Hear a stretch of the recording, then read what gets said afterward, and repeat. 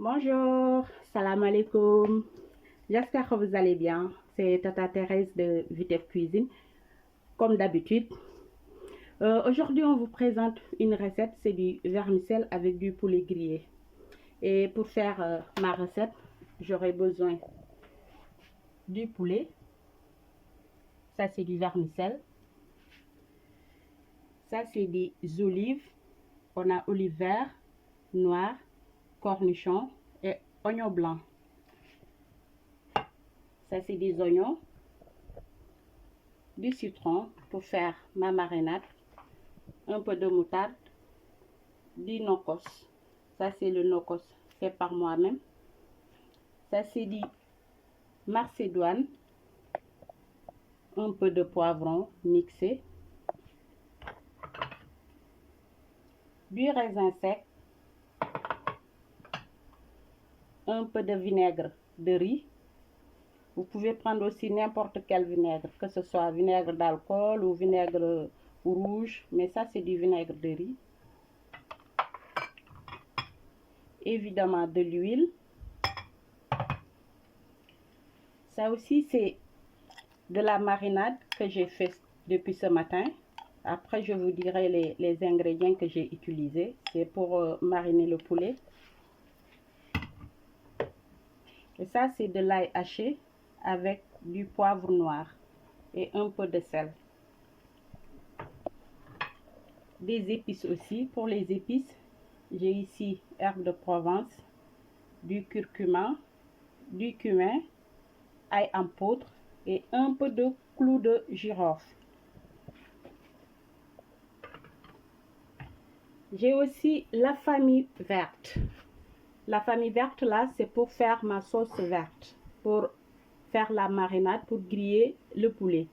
Ici, j'ai du céleri, poivron vert, oignon vert, les feuilles de menthe, moi nana bi.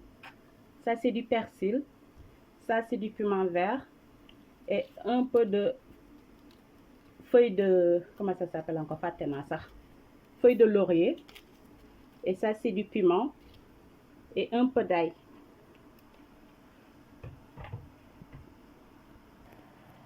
Sans plus tarder, on va commencer par assaisonner mon poulet et faire le vermicelle aussi. Maintenant, je vais prendre mon poulet. Ma jéem a dagg tuuti pour jéem ko roof ak laaj bi.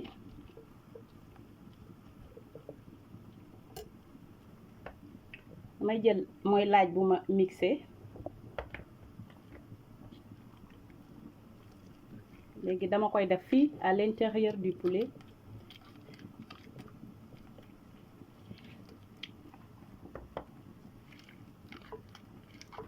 Dama koy laaj ba mu très bien.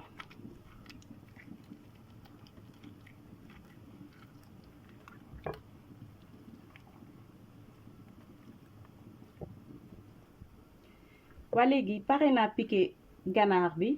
Léegi damay ñëw ma mariner ko. Je mets un peu de sel. Je tourne l'autre côté aussi.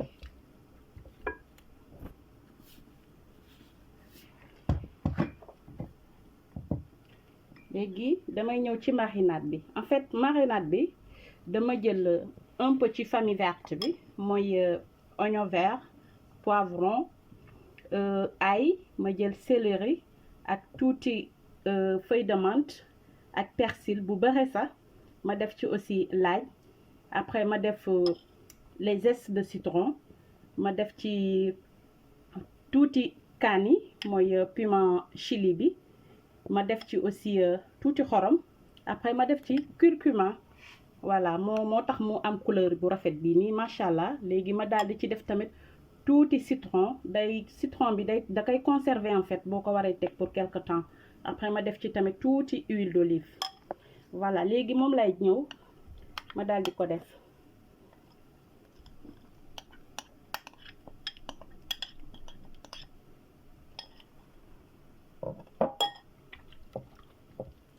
Def naa ci aussi tuuti poivre. marinade bu classique la mun nga ko mariner même sax boo yoree say jën mun nga ko ci def aussi différence bi rek mooy danga ci yokk épice pour poisson.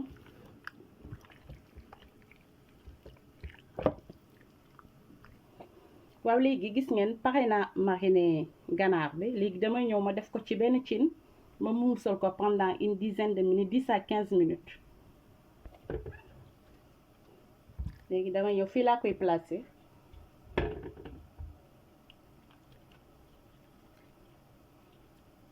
léegi ci muusal bi duma ci def ndox duma ci def dara defuma ci aussi limon ni vinaigre dama koy muusal ni ba ma pare après sama deuxième marinade bi nga xamante ne moom lay lakkee ganaar bi ci laa ci def tuuti citron. voilà léegi damay ñëw pour casse vermicelle bi maintenant je vous montre comment je fais mon vermicelle. D'abord je mets de l'huile, un peu d'huile en premier temps.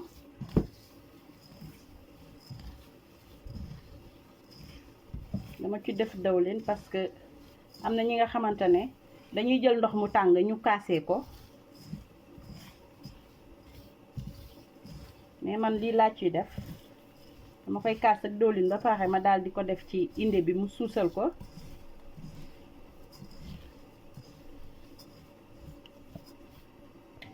waaw léegi gis ngeen fii dama fi teg sama couscoutier bi mooy lu may suusalee sama vermicelle bi.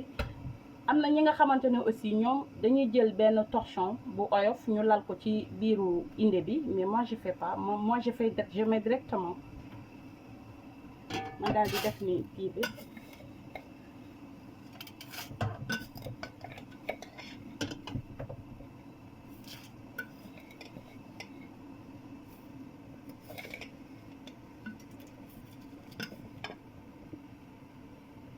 voilà léegi nii laa koy teg ba une tuuti encore ba saxaar si yéeg ci kawam on le laisse comme ça jusqu'à ce que la vapeur monte. waa léegi saxaar si remonté na léegi dama koy dindi après ma kaas ko ak ndox.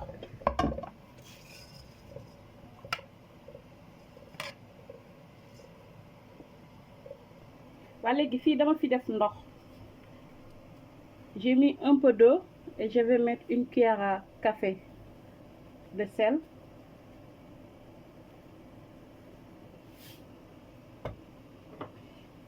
Et je rajoute une cuillère à café de curcuma.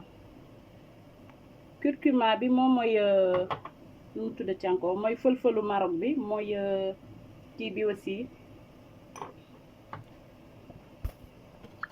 mooy safran la aussi.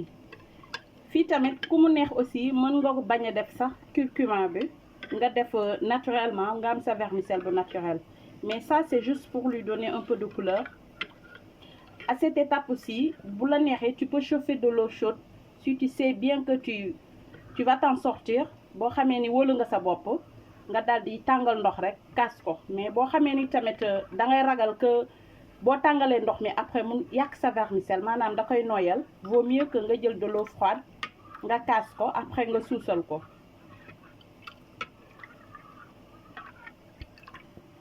léegi dama ñëw ma kaas kii bi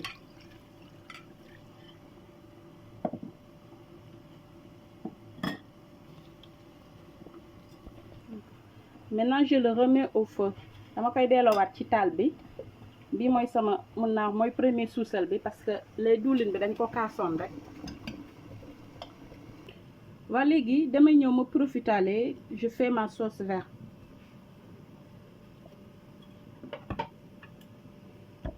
Je mets les ingrédients que je vous avais montré déjà. Je mets l'ail.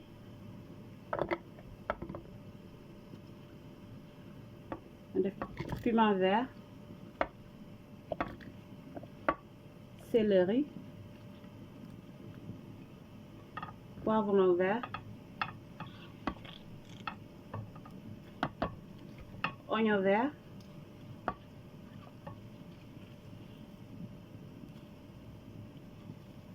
Persil et quelques feuilles de menthe.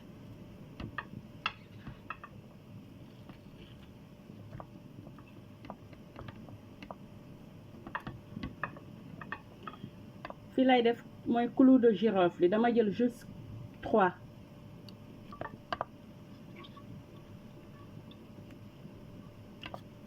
Je mets aussi quelques feuilles de laurier, du piment vert et du gingembre. Je mets du poivre noir et d'ail en poudre. Je mets aussi un peu de sel. Et je mixe. Ouais, gis ngeen. Maintenant j'ai fini de mixer.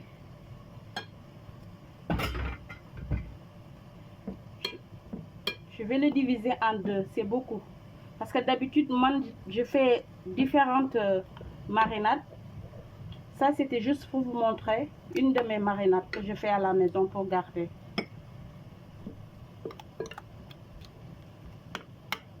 Voilà.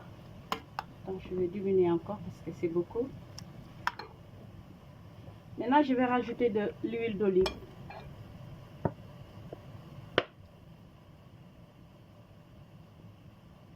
Voilà. Je mets 3 cuillères.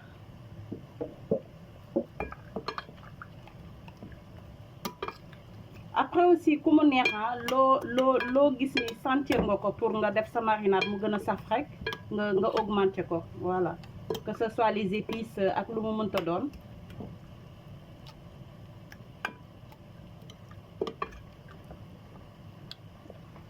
léegi man ci épices yi damay ñëw yokk ci tuuti cumin ak tuuti herbe de Provence.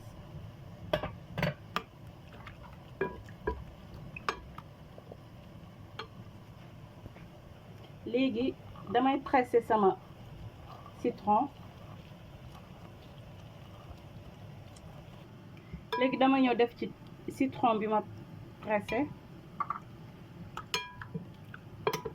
ku mu neex aussi mën nga bañ a def citron nga def vinaigre mais man je trouve que ganaar moom daa war boo koy lekk ngay dégg bu baax lu muy sentir. Maintenant je mets une cuillère à café de sauce soja. Voilà sauce soja man bii laa utiliser mooy bu foncé bi am na aussi bu clair bi.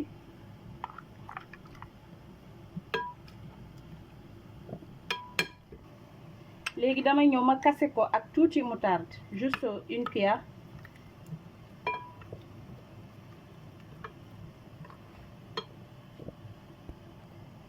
léegi dama ci def tuuti miel tuuti rek comme ça da lay xaw a jox benn goût bu cassant ba nga xamante ne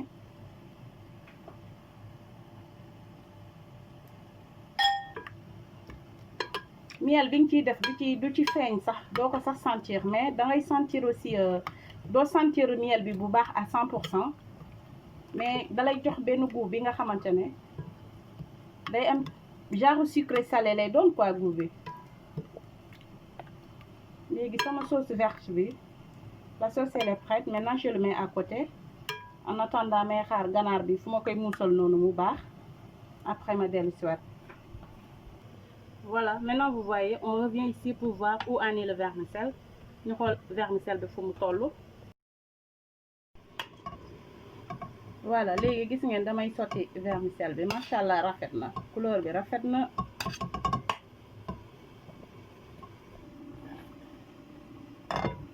waaw gis ngeen xam nga vermicelle bi des na ñor léegi damay ñëw ma kassaat ko une deuxième fois des na tuuti rek.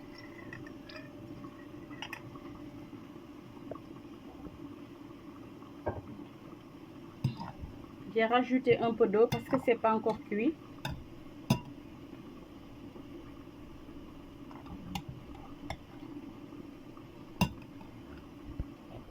léegi dama koy delloowaat dama koy suusalaat.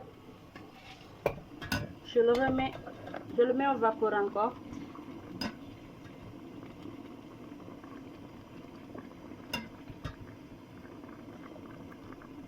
Pendant 5 minutes, 5 à 10 minutes. waaw léegi dellusiwaat nañu fii ci sunu muusalu ganaar bi léegi gis ngeen macha allah muusal bi dafa mel ni sax dama ko lakk ci biir. léegi dama koy ñëw ma seppi ko ma mariner ko ak sama sauce verte bi. waaw gis ngeen cin bi moo nekk fi ma muusalee yàppu ganaar bi pour ma bañ a kii ndox mi léegi xam nga dama ko xaw a togg ba mu ñeex fa laay ñëw ma togg ci sama macédoine bi avant may def macédoine bi dama ciy def tuuti beurre parce que après moom laay jël ma casser sama vermicelle. léegi damay ñëw daal di def macédoine bi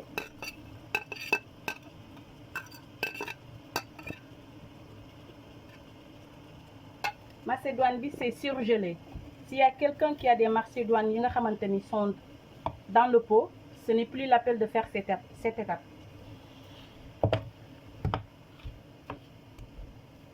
léegi dama koy bàyyi mu togg ko ba mu ñor damay ñëw dépaler en même temps les raisins.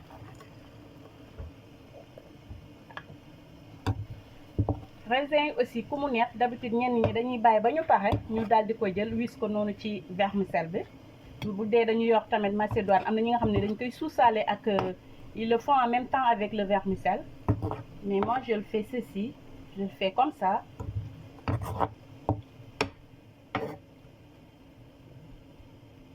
léegi dama koy bàyyi gis nga ndox mi nekk fii day dem ba day ñeer mu toggal ma sama macédoine bi bu baax a baax comme ça moom lay jël.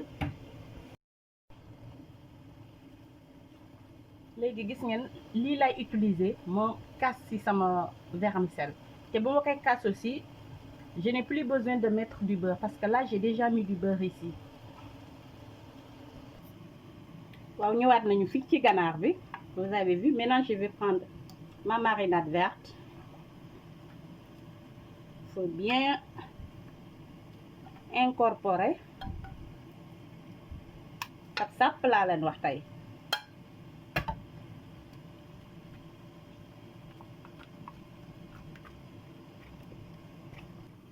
voilà là def naa fi barbecue bu waañ bi comme ci waañ bi laa nekk damay profité ma defale ko fi benn yoon.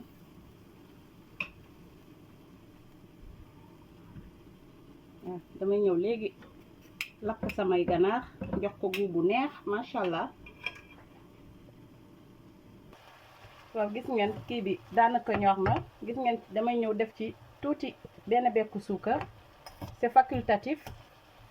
ku mu neex tamit bu mu ko ci def c'est juste pour relever le goût.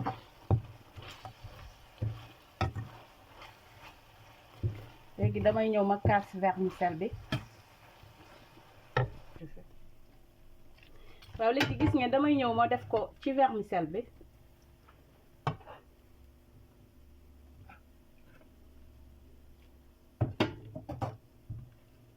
moom lay casser comme li ma leen waxee rek ce n'est plus la peine de mettre du beurre.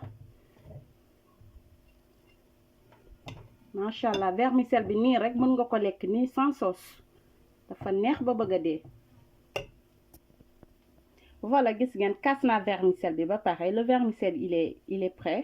maintenant on le met à côté ñu attaquer la sauce. waa léegi gis ngeen teg naa fi cin bi man su may togg sama sauce soble je mets pas d'huile en premier damay def d'abord les oignons.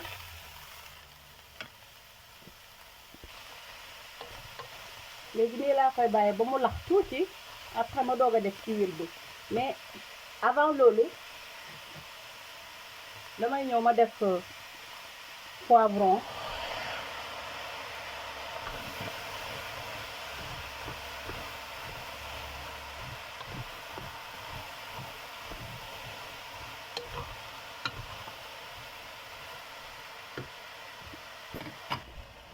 waa léegi gis ngeen dama koy togg def ko une sauce passe-partout, c'est-à-dire la sauce, la même sauce tu peux le manger avec du vermicelle, du couscous, du pain, du riz.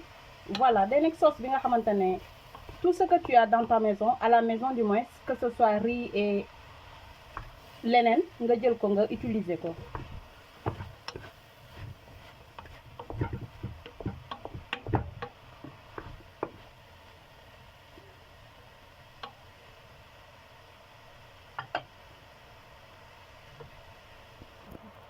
léegi damay ñëw ma def ci tuuti dawlin comme soble bi lax na ba pare. voilà gis nga da ngay def ni da ngay am sauce bu rafet sax couleur bu rafet ngay am. mais aussi ku mu neex tamit mun nga def sa diwlin après nga daal di def sa soble.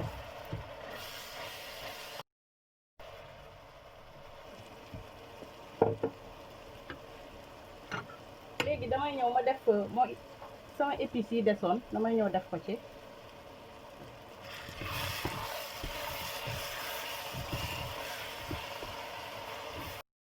waaye gis ngeen sauce baa ngi avancé damay ñëw def ci tuuti vinaigre de riz bi. ma def ci aussi une cuillère à soupe de moutarde.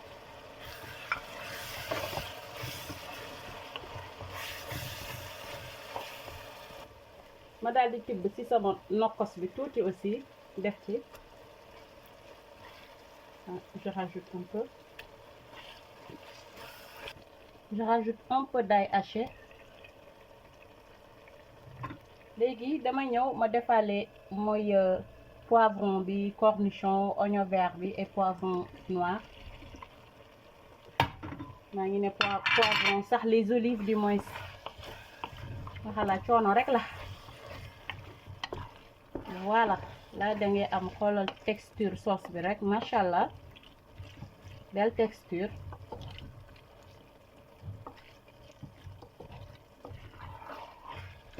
léegi danga koy bàyyi nag tu le mets à feu doux comme ça mi mijoter ndànk-ndànk ba mu ñor.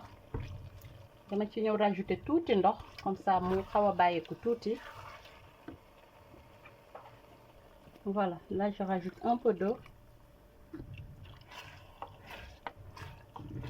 su dee aussi comme soble Sénégal yi d'habitude day am soble yi nga xam ne dafa bëri ndox. soo amee soble bu bëri ndox moom je te conseille même pas de rajouter de l'eau. bàyyi ko noonu rek ba soble si boppam dina la jàppale ak ndoxam ba mu ñor. voilà là on le laisse cuire pendant une dizaine de minutes à feu doux et on revient. voilà vous voyez ma sauce elle est prête machallah c'est trop neex na trop sauce bi. voilà gis ngeen.